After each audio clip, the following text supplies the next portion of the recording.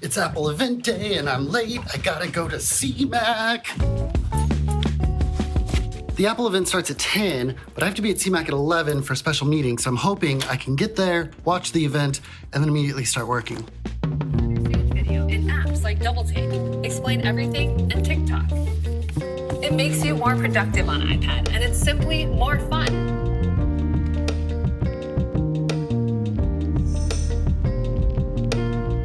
The Apple event was very cool. I have thoughts, I have feelings, I wrote them down, and I will talk about them when I get home, but I still got a few more things to do today.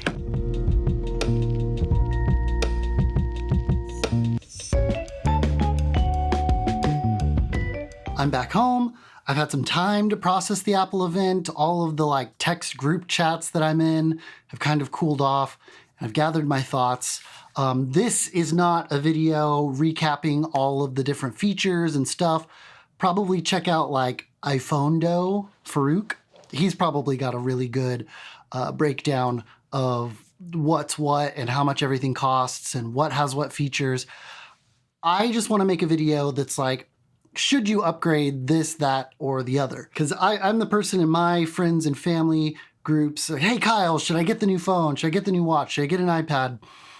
And I have some thoughts as to whether or not you should, and depending where you are. So the Apple event kicked off with a new iPad, and it's still remarkable how much you get in that iPad for just $330. If you needed a little computer just to do some basic schoolwork and stuff, there's not much better at that price. That being said, it's still the old design. It still uses the old Apple Pencil. I don't think it's going to have a laminated display, and it still runs with the Lightning cable. But if you have a grade school kid and you're deciding between, do I get them an iPad or a Chromebook, I think the iPad is still the better choice. This iPad also got the newer front-facing camera and center stage. Center stage is still weird to me. I try to turn it off on video chats because I think it's weird that it's following me around, but it's a cool feature and I think people like it and people will get more used to it. So, if you're still running with an iPad Air 2 and you need something newer, this might be a good get. Up next, the iPad mini. I know a lot of people have been waiting for an update to the iPad mini. This is it. The time has come to upgrade the iPad mini if you've been waiting for one. The only thing I think is kind of weird is there doesn't seem to be a keyboard option for the iPad mini from Apple. I'm sure there's going to be a ton of third-party options. I'm sure Logitech already has something mocked up.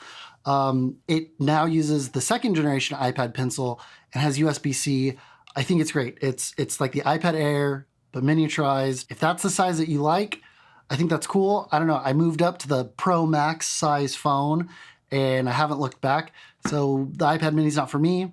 But I think if you were a fan of the iPad mini in the past, this is the upgrade for you. Apple Watch Series 7, it's basically the Series 6 with a little bit bigger screen and a little softer corners, I guess. I know there were rumors of a more boxy Apple Watch, and I remember thinking when I saw those, they're going to have to make new watch bands. There's no way existing watch bands are going to work with that new design, and that new design is going to look like a deck of cards on your wrist. But those were wrong, and we have still kind of the rounded sides of the Apple Watch. I think if you have maybe an Apple Watch Series 4 or earlier, you might be ready for an upgrade, and the Series 7 might be a good get. But also the Series 6 has all of the features aside from the bigger screen, so you might be able to just run to an Apple store today and get one at a discount. I think that's actually what I'm going to get my dad. He is in need of a new Apple Watch. And he was like, when should I get a new Apple Watch? And I was like, just wait. We'll see what's in the announcement.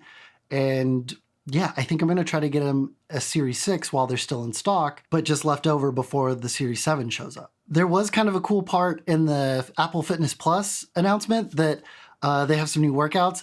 And I think the walking with Dolly Parton is the coolest thing. Dolly. Hopefully, with us walking together, we'll feel a little more freedom. I don't have an Apple Watch. I haven't had a watch since I got a smartphone, and I kind of want an Apple Watch to go on walks with Dolly Parton. That sounds like a ton of fun. And then it was the main event. It was time for iPhones. iPhone 13, iPhone 13 Pro, and Pro Max. Plus, the iPhone mini is not dead yet. I think for the iPhone mini, Apple fixed the biggest complaint, which was battery. We'll have to see real world usage, but if they're able to squeeze more time out of that small phone, I think that's a win. I'm very enamored by the mini phone, but I like the camera system of the iPhone Pro. The iPhone 13 Pro is getting a new camera system, and I'm most excited about that ultra-wide lens. On all the previous iPhone ultra-wide lenses, it was a fixed lens. There was no focusing, and it was like an f2.4. The ultra-wide lens is getting an f1.8 and autofocus. But I think that's only on the iPhone 13 Pro models. I believe the iPhone 13 and 13 mini are still going to stick with the f2.4 ultra-wide lens. So it should pretty much look like the iPhone 12 and 12 Pro and even the 11 Pro. But it still may be a little bit cleaner because of better digital image processing. But for me, it's all about that lens. Anytime I'm out and about and I'm vlogging with my phone, I'm on that ultra-wide lens, and I think that's excellent. Now, speaking of video modes, there's a new cinematic mode, which kind of brings the portrait mode from stills into video. The main bummer thing about cinematic mode, though, is that it's limited to 1080p and 30 frames per second.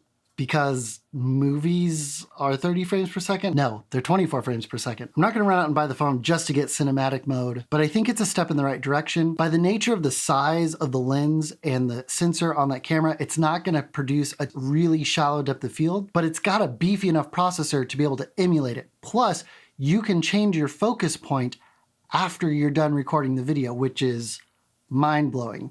Otherwise, if I had to do that today, I'd have to mask the video and essentially have to rotoscope my in and out of focus areas. But the phone is going to do it on its own. The iPhone 13 Pro is also going to get recording in Apple ProRes, which is an amazing video codec, and I use it all the time with my Ninja 5 recorder. But it's going to fill up your phone's storage very quickly. And Apple knows this and is only going to allow the 128 gigabyte storage phones to record up to 1080p at 30 frames per second.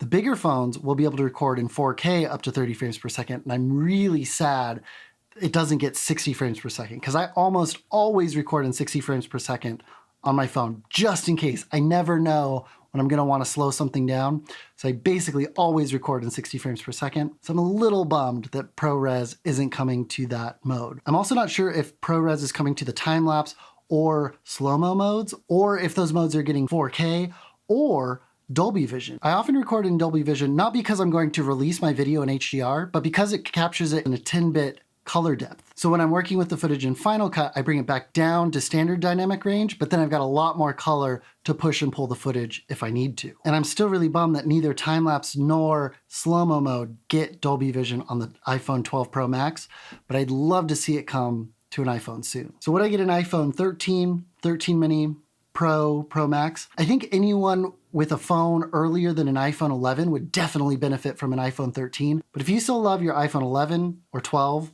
you could probably skip this one. I know Apple went straight from iPhone 12 to iPhone 13, but this really does feel like an iPhone 12s. And I think I'd only upgrade if a family member needs a new phone, and I'll give them my iPhone 12 Pro Max and get myself an iPhone 13 Pro Max. And then the only other thing, I'm a little bummed that Apple didn't announce new AirPods or Macs, but I totally get it that this was more of an iPhone, iPad, and Apple Watch event, and they could do a Mac event and announce AirPods at any time. So I guess we'll continue to #JustWait. That's it for me today.